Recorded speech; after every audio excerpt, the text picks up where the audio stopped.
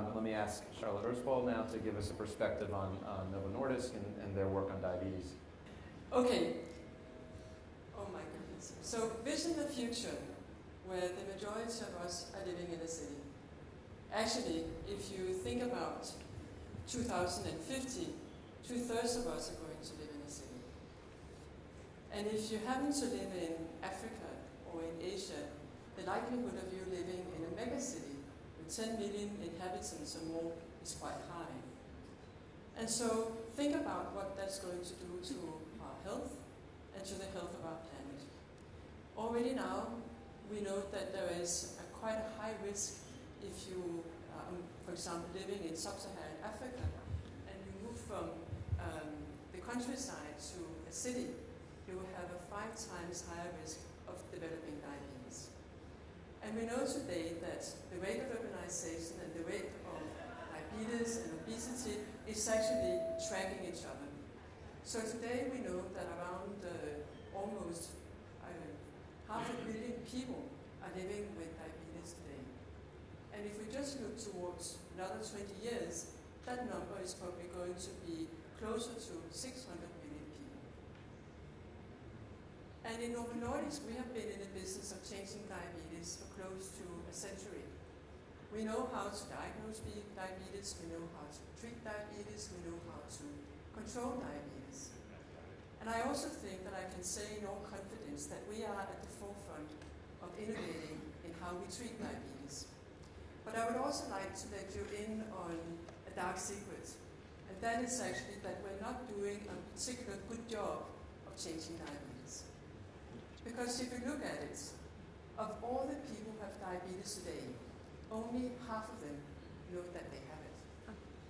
And only close to 10% can live a life where they are achieving their treatment targets and where they can live a life without serious diabetes-related complications. So something is not working in the way that we would like to see it working. And maybe innovation in medical treatment is not really serving the purpose. So maybe we need a different type of innovation. So the program that I would like to talk about today is a program that's called Cities Changing Diabetes. And it's an attempt of coming up with a new type of innovation that looks at how we can innovate with stakeholders at the community level, trying to understand what is it that drives behavior, what is it that makes people choose the way that they choose. So before I go in and talk a little bit about more of that program, I would actually like to introduce you to one of the main protagonists in our program.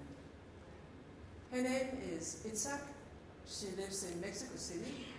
She is 44 years old and she has diabetes. But diabetes is not the biggest problem for Itzhak. Every day she goes door to door with her gas bottles that she sells.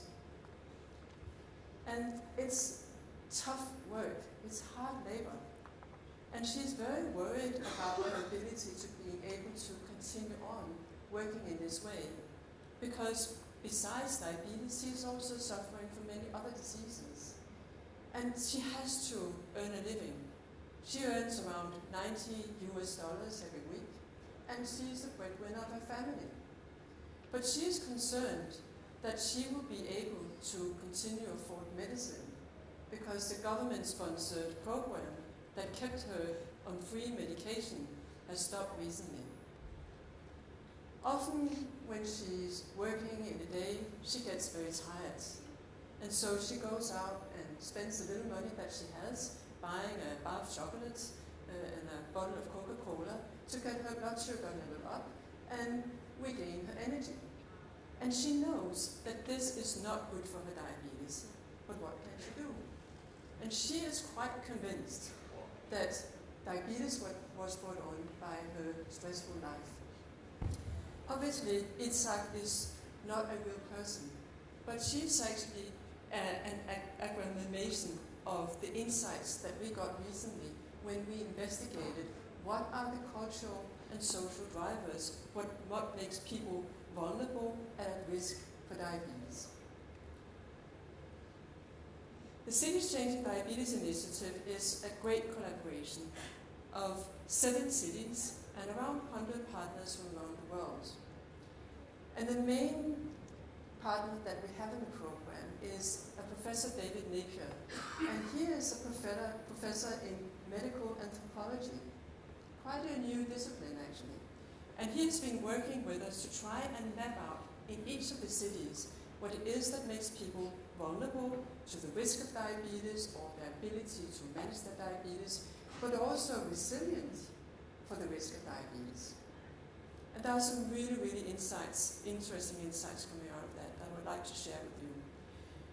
And then in each of the cities, we have brought together a great group of collaborators. There are city leaders, mayors, health mayors, leading experts in public health, but also many other groups, community leaders, workplaces, health insurance companies, media, many others who take an interest in trying to find a way of how we can defeat what we're calling urban diabetes.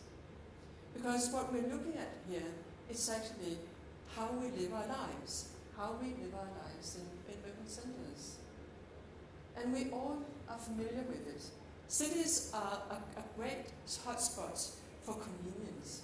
We go to cities to earn a living, to get education, to get economic opportunities. But many of the opportunities that we get and many of the conveniences that we get are not good for our health. Cities are made for cars, not often made for walking. It's easy to buy food that is not always so healthy for us. And all of these stakeholders are coming together because they each hold a piece of the puzzle to finding a sustainable solution. Another interesting partner here is the C40 network of mayors who are working on climate change. And what does climate change have to do with health?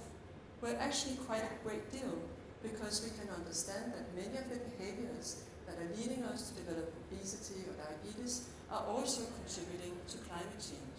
It's about how we consume, how we make choices in our lives. So these are the cities that we're collaborating with, 7 great cities that are spanning quite a few continents. And just to give you a few insights on some of the things that we've learned.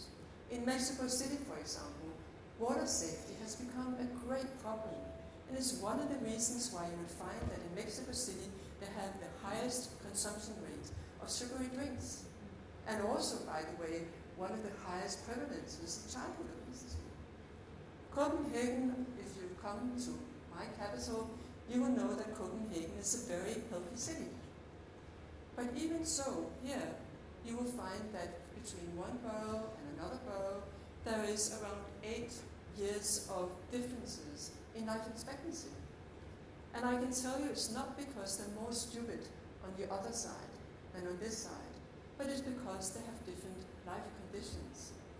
The health promoters in Copenhagen thought that they were targeting their health promotion activities towards the most vulnerable population groups in their city. They thought it was ethnic minorities.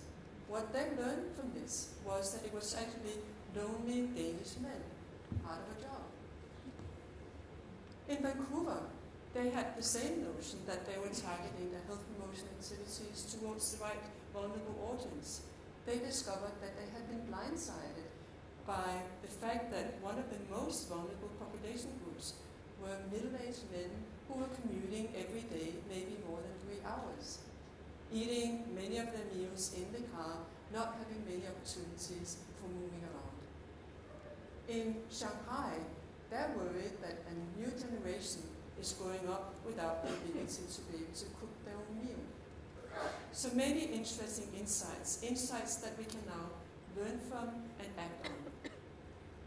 And that's the great thing about working with cities. One of the things that we've learned from this collaboration is that when you're working in the city, when you're working at the community level, and many of the city leaders, they are action men and action women.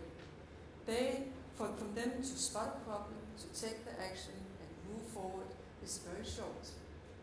And I think this is a great way of showcasing that we can work together across the different global goals that we're trying to address, and we can make collective impact. From a Novo Nordisk perspective, It's great for us, it creates value for our business, but it also creates values for societies in which we conduct our business and to the people that we're trying to serve through our business. And one thing that cities are really great at, it is to network and to share with each other much, much more than we've seen with any other stakeholder group that we have collaborated with. So the impact that we can have, the 7 cities that we're collaborating with today are covering around 70 million people. But the wider impact when they start to share with their colleagues in other cities will be much, much greater. Thank you very much. Thank you.